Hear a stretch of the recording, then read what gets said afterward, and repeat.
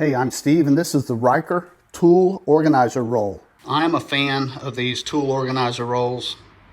I think they're great to have one in each of my vehicles, and this Ryker bag is high quality, looks good, and it's got a lot of great organization to it. Once you look at the quality, the sewing, the seams is top notch. And this is a heavy duty canvas type material. And here on this is the outside. They give you a little pocket to maybe put some ID or if found or whatever you want to in there. And also you'll see the buckles that help you secure it once you roll it up.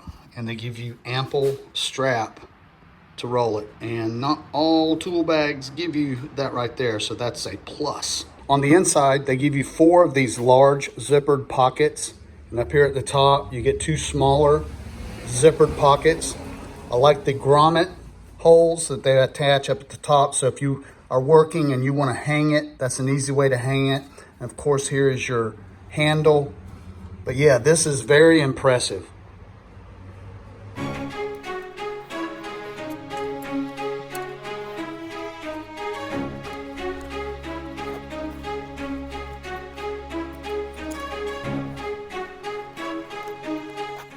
Once you've got your tool roll packed up and ready to go, just roll it up,